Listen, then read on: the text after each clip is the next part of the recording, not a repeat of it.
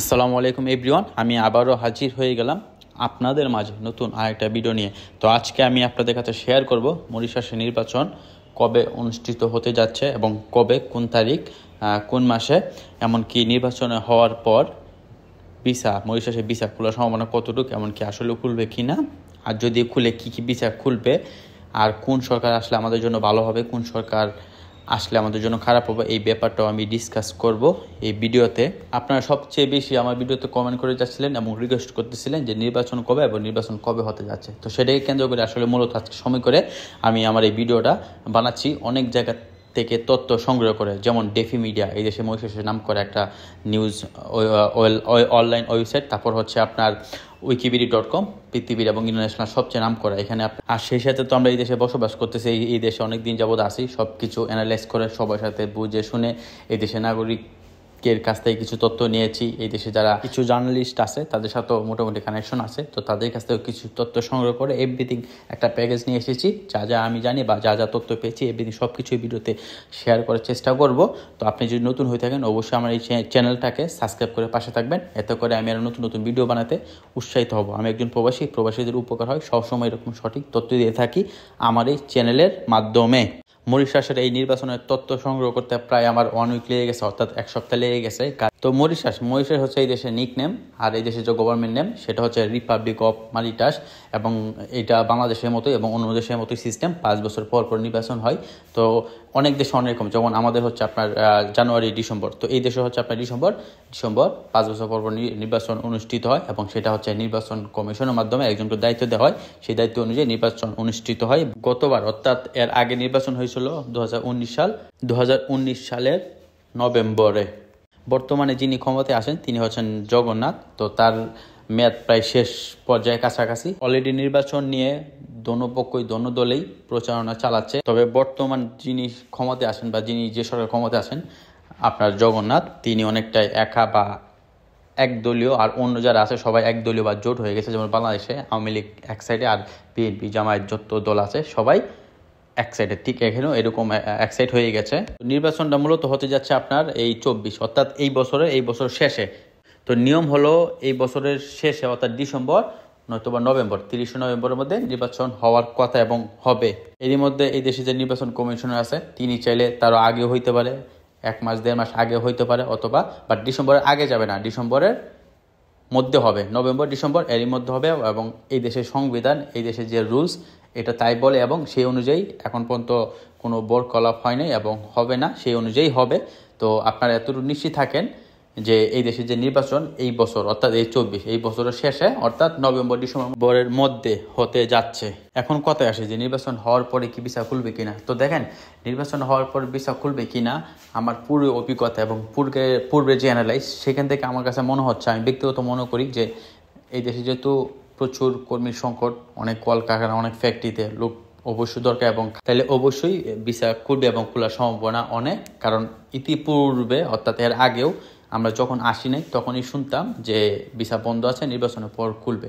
তো হ্যাঁ, সত্যি নির্বাচনের পর ভিসা খুলেছে এবং লোক এসেছে। এর আগে অভিজ্ঞতা থেকে আমি বলতেছি, এর আগে এরকম শুনেছিলাম এবং নিজের চোখে আসলে বাংলাদেশ থাকতেই দেখেছি যে একইভাবে নির্বাচনের আগ মুহূর্ত অনেক লোক অপেক্ষায় ছিল, অনেক লোকের ভিসা বন্ধ ছিল, কেউ আসতে পারে নাই। অনেকেই যে যার মতো করে আসলে এজেন্ট তাদেরকে চাপ প্রয়োগ করতেছিল, কিন্তু লাস্টে তো বুঝলাম যে নির্বাচনের জন্য আসলে বন্ধ রাখছিল। তো এটা আসলে শুধু এই দেশে না, সব দেশেই মাঝে সাঝে এরকম করে থাকে। সেটা সেই রাষ্ট্রের অনুযায়ী বা সেই প্রত্যেকটা দেশের জাতীয় স্বার্থ থাকে, সেই স্বার্থের উদ্যোগে কেউ কোনো কিছু করে না।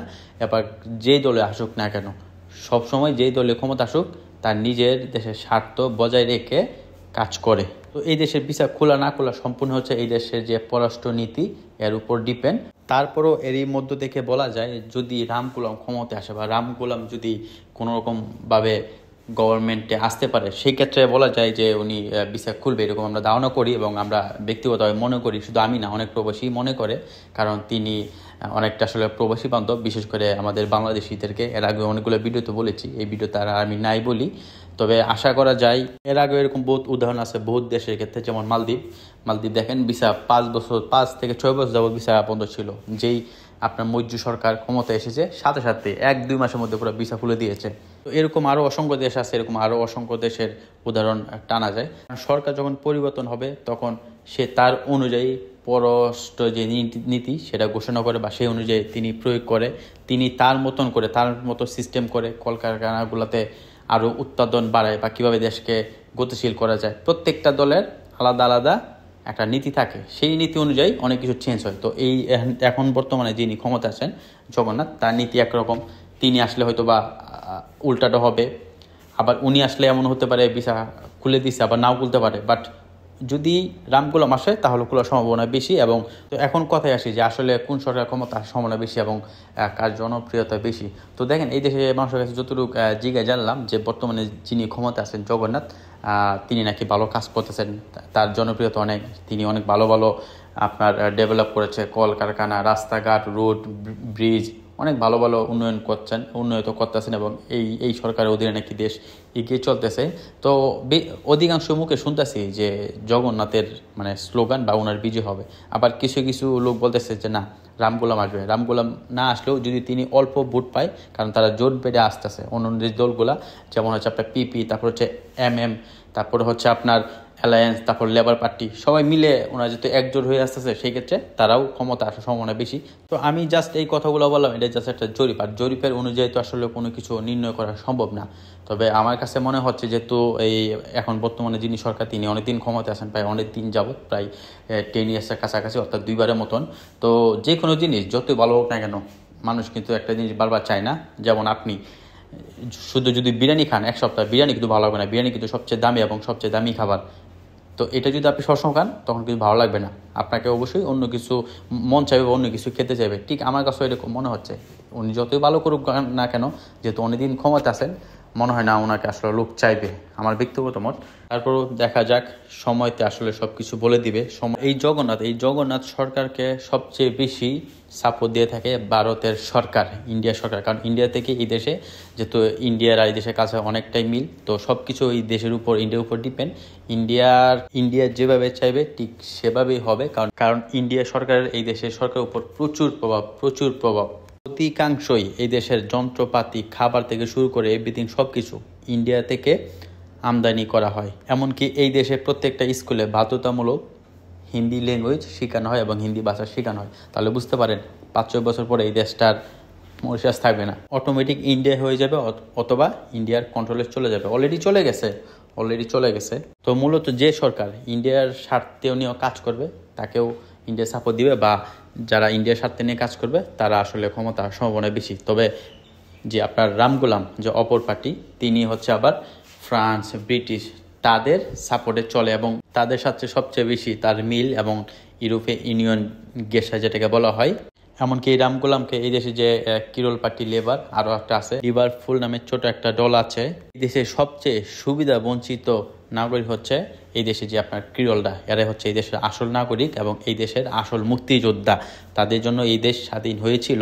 তারা অনেকটাই এই সরকারকে আসলে দেখতে পারে না। বিশেষ করে অন্য যত নাগরিক আছে সবাই কিন্তু ভারত থেকে এসেছিল এই দেশে কাজের জন্য, অর্থাৎ আরও অনেক আগে। তখন ব্রিটিশরা জোর করে ওদেরকে, ইন্ডিয়া নাগরিকদেরকে জাহাজে ভরে এই দেশে এনেছিল কৃষি খামারে কাজ করার জন্য। তারপর আপনার গেন্ডারিকে, যেমন আখ আর কি, এই দেশে প্রচুর আখ হয়, এগুলো কাজ করার জন্য, এগুলো কাজের জন্য লোক ছিল না, তো তাদেরকে দাস হিসাবে এনেছিল। আজ তারাই এই দেশের গভর্নমেন্ট, অর্থাৎ সরকার পর্যায়ে চলে গেছে। যাই হোক, এতক্ষণ আমি যা বললাম সব হচ্ছে wikipedia.com থেকে তথ্য নেওয়া আর নিজস্ব কিছু অ্যানালাইজ। উদ্দেশ্য ছিল আপনাদেরকে বোঝানো যে মরিশাস নির্বাচন আসলে কবে হচ্ছে। তো আশা করি আপনারা বুঝতে পেরেছেন, মরিশাসের নির্বাচন হচ্ছে এই বছরের শেষে, অর্থাৎ এই 24 নভেম্বর অথবা ডিসেম্বরের মধ্যে হতে যাচ্ছে। তো আজকে এই পর্যন্ত, ভালো থাকবেন সবাই। আমার এই তথ্যগুলো কেমন ছিল অবশ্যই জানাবেন। আর আমি দ্রুত কথা বলতে গিয়ে হয়তো বা কোথাও না কোথাও ভুল বলে থাকতে পারি, সেটা আপনার ক্ষমা দৃষ্টি দেখবেন। ভালো থাকবেন সবাই, খোদা হাফেজ এভরিওয়ান।